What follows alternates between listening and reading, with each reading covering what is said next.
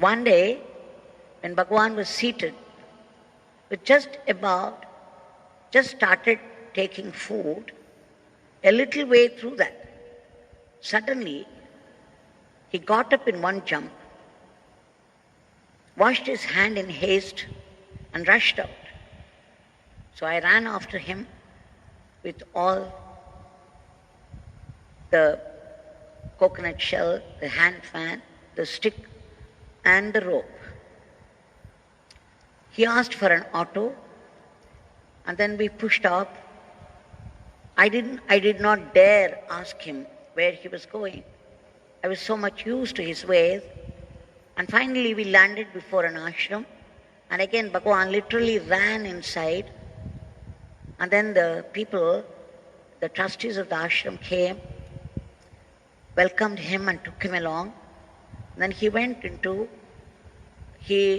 behind to one of the cottages there. And there in the cottage, a centenarian, a 100-year-old man, was seated in the chair. And Yogiji, as soon as we reached the cottage, he did not give time for anybody. He just ran inside, held on to his feet. He put his head at his feet, and stayed put for a little while. It was all so sudden, the centenarian did not know who had come inside, who was prostrating. So he started asking people around, who is it, what is he doing? And then they said, it is Yogi Ram Sarath Kumar. And this man had hatred for Yogi Ram Sarath Kumar. For some reason, he did not think that Swami was a divine man, was a God man. For some reason, he could not bring himself to love or respect him, probably because of his devotion to his own Guru. He could not accept any other person as equal to his Guru. It happens many times with great devotees also.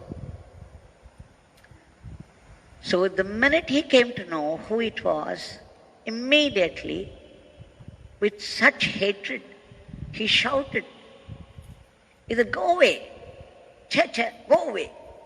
go away from here. Why have you come here? Go away, leave my feet. And the way he said it, it came like a slap on everybody's face, and we were all shocked. So shocked we could not say anything. And in 1 second, in a fraction of a second, Bhagavan got up and then came outside in another jump. And we were shocked to see his face, because we were thinking that he might be reacting to this, but all he had was a tender love and a smile on his face.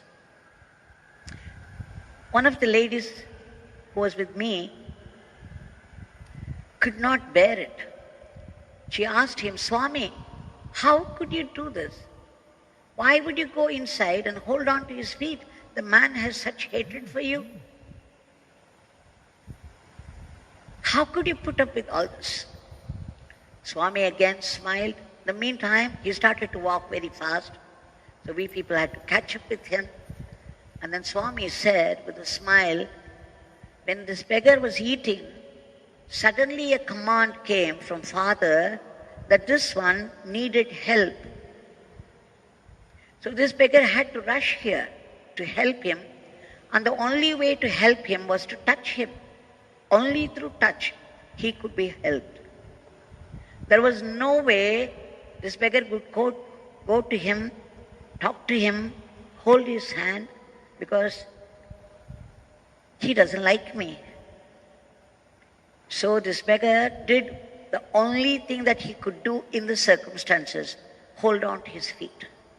Anyway, the Father's work is done. Now we can go. See, this is Mahatma. the culture of Mahatma, because there are no others for him. It is he himself in the form of everyone, in the form of all beings. So this was no humiliation to him at all. And this holds a great teaching lesson for all of us. What comes to Mahatmas very naturally because of their divinity has to be practiced by the sadhaks until it becomes our nature also. What is it? There are no others. They're very difficult when the ego is active. When the ego is very active, one wrong word from somebody, even if they say something innocently, we would mistake it, we would deliberately misinterpret it, and then show our anger in different ways to them. Sometimes for quite a long period also. Such is the nature of the culture of the ego. So the thing is, we have to learn the culture of the Mahatma, and that is very difficult to practice, but we have to practice because we have all come into this world only to give up this selfishness, only to give up this ego. Everything that you do towards that, giving up the ego, is sadhana. Helping others without any expectations, helping others in spite of their hatred towards us. Great, great sadhana. It's much more difficult than sitting in one place and chanting the name. So, let us remember this huge divine culture of Mahatma and take the lesson from them and start practicing it. And to such divine love, boundless compassion, we shall appeal and make our prayer, Bhagavan,